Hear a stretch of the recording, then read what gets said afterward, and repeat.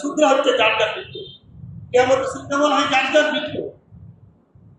ফিলিস্তিনিরা ছেলে মেয়ে মহিলা পুরুষ নারী পুরুষ সব তারা হাজার হাজার মানুষ একসাথে মৃত্যুবরণ করতেছে।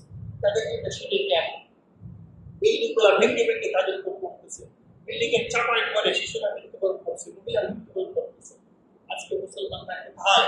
অথচ আল্লাহ রাসূল বলেছেন আল মুসলিম আখুল মুসলিম, মুসলমানরা সকলে এক দেহের অধিকারী।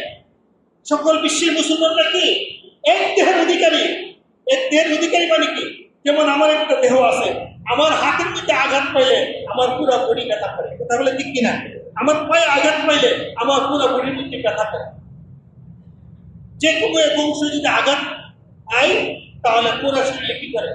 ব্যথা অনুভব হয়। ঠিক তেমনিভাবে বিশ্বের সকল মুসলমানরা একটা দেহের অধিকারী। কোন একজন মুসলমান যদি আঘাত খানে তাহলে অন্য মুসলমানের অন্তরে আঘাত লাগতে হবে। এর নাম হচ্ছে প্রকৃত মুসলমান, কথা বলেন ঠিক কিনা? আজকে মুসলমানরা মার খাচ্ছে, নিরপরাধ শিশু বাচ্চাদের কোনো অপরাধ নাই, মা বোনদের কোনো অপরাধ নাই। কোনো যুদ্ধের ময়দানে কোনো ধর্ম এটা স্বীকৃতি দেবে না যে শিশু বাচ্চাদেরকে মারো, মা বোনদেরকে মারো, কোনো ধর্ম স্বীকৃতি দেবে না। আজকে তারা হাজার হাজার শিশু বাচ্চাদেরকে তারা বোমা মেরে মেরে হত্যা করতেছে, শাহাদত করতেছে।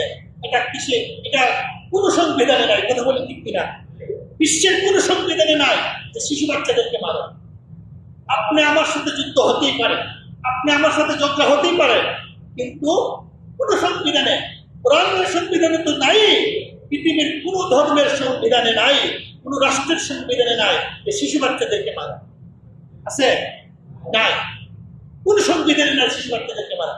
তাহলে তারা যে শিশু বাচ্চাদেরকে মারতেছে, মা বোনদেরকে যে মারতেছে, তারা কোথায় পাইবে? এই মারাটাকে কিন্তু আবার কিছু রাষ্ট্র বৈধতা দিচ্ছে, সমর্থন করছে, কথা বলে ঠিক কিনা? এই শিশু বাচ্চাদেরকে মারতেছে, তারা সমর্থন দিচ্ছে, তারা বৈধতা দিচ্ছে। কোথায় গেল সেই বৈধতা? মুসলমান আজকে কোথায়? মুসলমানদের মধ্যে আজকে বিভক্তি, মুসলমানদের মধ্যে আজকে দলাদলি। বিশ্বের সকল মুসলমান যদি এক থাকতো, আল্লাহ রাসূলকে বলেছেন আল মুসলিম আখুল মুসলিম, মুসলমান মুসলমান ভাই ভাই, মুসলমানরা সকল মুসলমানরা এক দেহের অধিকারী। সেই পক্ষে যদি সকল মুসলমানরা থাকতো, এক প্ল্যাটফর্মে থাকতো, আজকে মুসলমানরা মার খেত না, কথা বলে ঠিক কিনা? ইয়া দেখেন, আপনি তদন্ত দিয়ে দেখেন, মুসলমানরাই ওই ইহুদিদের সাথে হাত মিলাচ্ছে, মুসলমানরাই এই ইহুদিদেরকে সমর্থন করছে, তাদেরকে টাকা দিচ্ছে, তাদেরকে বোমা দিচ্ছে, তাদেরকে সৈন্য দিতে সহযোগিতা করছে। কিয়ামতের আলামত, ওগুলা কিয়ামতের নিদর্শন। আজকে অত্যন্ত ব্যথা লাগে, তাদেরকে আমরা সমর্থন করতেছি বিভিন্ন ভাবে টাকা পয়সা দিয়ে সমর্থন করতেছি, তাদেরকে তাদের প্রতিবাদ না করে সমর্থন করতেছি। আবার তাদের যে পণ্য আছে বাজারে, যে তাদের বিভিন্ন রকমের বাজারজাত করছে, তারা বিভিন্ন রকমের পণ্য বাজারে দিয়েছে, বিভিন্ন রকমের পানীয় ঠান্ডা জাতীয় বিভিন্ন রকমের আইটেম আছে বাজারে। আপনারা সবাই চিনেন কোনগুলা ইসরায়েলের পণ্য, ইহুদিদের পণ্য। আমরা কিন্তু ওইগুলা দ্বিধাবোধ করতেছি না, ওইগুলা খাচ্ছি। ওইগুলা খাওয়ার পরে ওইগুলার লাভ, লভ্যাংশ, ওইগুলার টাকা পাচ্ছে কে? ওই ইসরায়েল।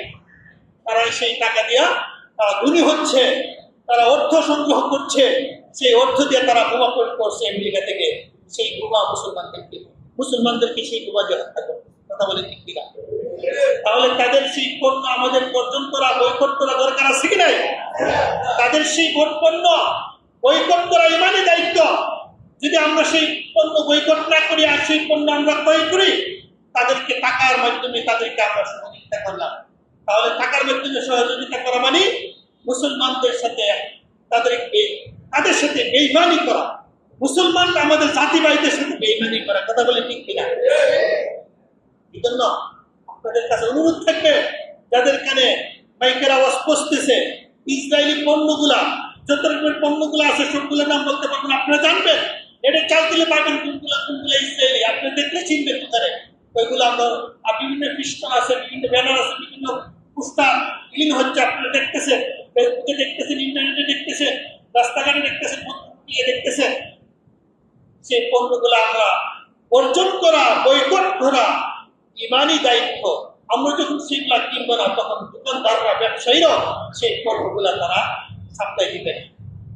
তখন অটোমেটিকই তারা অন্তত সেই পণ্যগুলোর মাধ্যমে যে টাকা অর্জন করতেছে, অর্থ উপার্জন করতেছে, সেগুলো থেকে তারা অন্তত দূরে থাকবে।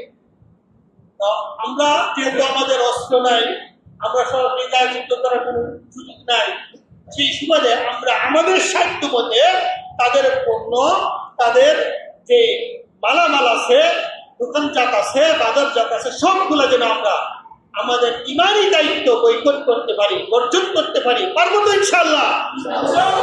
আল্লাহ তাআলা আমাদেরকে কবুল করুন।